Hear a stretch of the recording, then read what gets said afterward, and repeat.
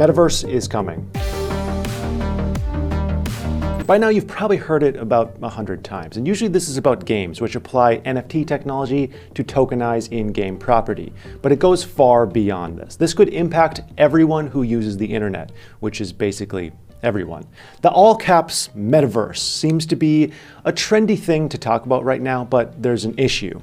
Very few sources explain what this actually is, or what it's going to mean for the kind of world that we could be living in just under a decade. Because the Metaverse, if or when it becomes mainstream, is more than just watching a Travis Scott concert inside of Fortnite. Bigger than buying NFT land for more than the price of real land.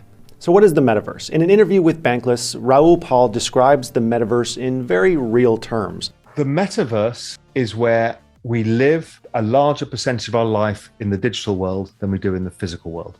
He speaks about how we communicate with each other through digital spaces like Zoom, or how quickly and easy it is to send money to other people. He implies that most of what we do in the digital space constitutes some part of the Metaverse. Raoul makes the now somewhat tired reference to Ready Player One by saying that the Metaverse isn't just a fully immersive gaming experience. More than that, it's the digitization of everything, where everything we do makes just as much, if not more, of an impact on our digital lives as it does to our physical lives. David Hoffman later wrote an article titled "The Metaverse Emerges," where he says metaverses would arise out of a shared registry, what he calls a single source of truth for all known objects in the digital world/universe. This is not unlike a blockchain ledger that shows all the transactions of a cryptocurrency, except this metaverse registry would hold a list of all the objects in a metaverse, as well as all of their interactions with other objects inside of that universe. It's kind of like a captain's log for the universe. When you think of it in that sense, it becomes a little bit clearer and shows just how blurred the lines are between the metaverse already existing and, well, not. Does a Zoom call count as being part of the metaverse? Most people would say probably not, because it doesn't feel like a parallel reality. But that's only if you're thinking of the metaverse as some kind of alternate, always-on simulation. Now, I know we're getting a little bit philosophical here, but the point I want to make is that the tech we have now, including, but not limited to, crypto, is slowly seeping deeper and deeper into our everyday lives. And this forms one kind of cohesive reality that exists in parallel with and on top of our physical lives. Yes, true metaverse is going to need VR and AR, but it's more helpful to think of it as the internet going beyond the small screens that we carry around every day. Venture capitalist Matthew Ball describes the metaverse as the stage that comes after the mobile internet, and that there won't necessarily be a great genesis moment for the metaverse coming into existence. And there's an argument to be made where if more than 50% of your daily interactions are done online, we may already be in some elementary version of the metaverse already. My personal takeaway is that when you think of the metaverse as digital ways of recreating shared in-person experiences, things like meetings, concerts, or even trips to the supermarket, it's easier to imagine how the metaverse might affect you. But it takes breaking free of what you're used to doing. We're used to scrolling on Amazon and clicking to buy whatever we want. The future may be that you're inside a digital Amazon with a VR headset grabbing items off the shelf like you would at a physical store. Or instead of a FaceTime video, you could meet a friend in an augmented reality version of your living room, where it looks like they're actually sitting across from you. And as eerie as these ideas sound, it isn't hard to see the natural progression of technology at play here. Now, applications of metaverse or metaverse adjacent technology already exist today. Part of the reason the term metaverse has re-entered the crypto zeitgeist is because of how NFTs have exploded in popularity during the pandemic, specifically NFT gaming. Popular media likes to point to games like Axie Infinity, Fortnite, and Decentraland to describe what the metaverse could possibly feel like to people when it reaches a stage of maturity. Now, play-to-earn games are said to be an early type of metaverse-like experiences where digital scarcity, strategy, and gameplay come together to form a game where people can work for crypto and in some cases even pay their bills doing so.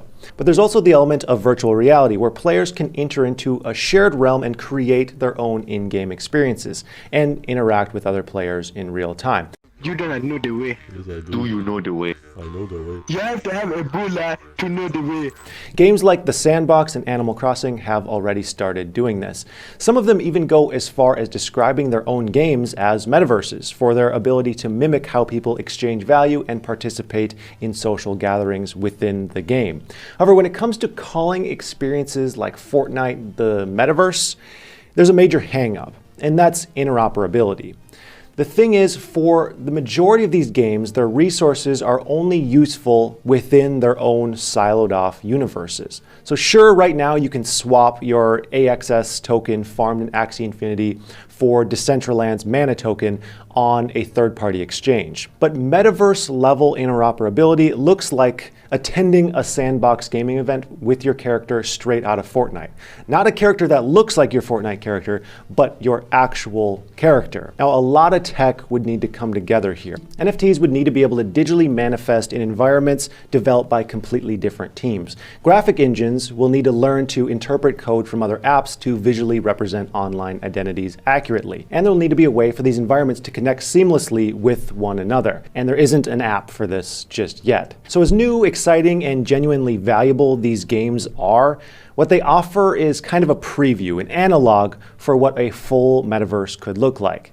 Now, gaming and the metaverse are fairly straightforward, but I've seen comments from people asking about the metaverse and how valuable it would be to people who aren't interested in gaming. And I see how this question could come up from everyone imagining a video game-like 3D graphics environment. And this is totally fair considering how metaverse as a concept is hyped most highly by open world game developers. But what many believe the metaverse will actually be is an open source, interconnected universe acting as the new way we all interact with the internet. So you won't necessarily be playing a game in the sense that you won't have a character, weapons, or magical items. But more and more people will be creating and viewing content through a three-dimensional interactive space, shared by developers, brands, corporations, and all of your friends. And blockchain tech is the key to making this happen.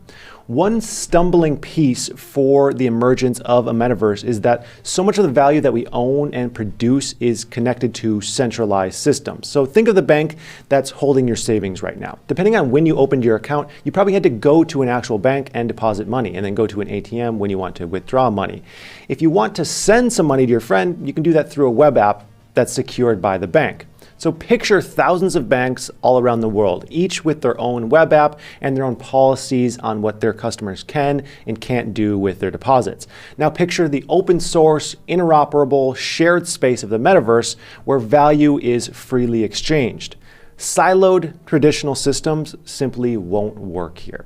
So if we're ever going to get to a point where the metaverse is a genuine, quote, shared registry of all known digital objects, where each of the objects has value and verifiable ownership, blockchain tech seems like a pretty obvious solution here. However, this kind of expansion and adoption of blockchain technology is likely at least a decade away. But still, the pandemic has rushed developments in the space of NFT collectibles, digital land and play to earn games. So the metaverse hype train has clearly left the station. But the question on my mind is which blockchain this will all be running on in the future. There is a case to be made for Ethereum right now because it currently has the critical mass of dApps, NFT marketplaces, and not to mention developer support to make a metaverse a reality. However, the kinds of microtransactions needed in a metaverse will require a low-fee cryptocurrency and a massive amount of new tech. So this is an industry only just now beginning, but you can bet this won't be the last you hear of it.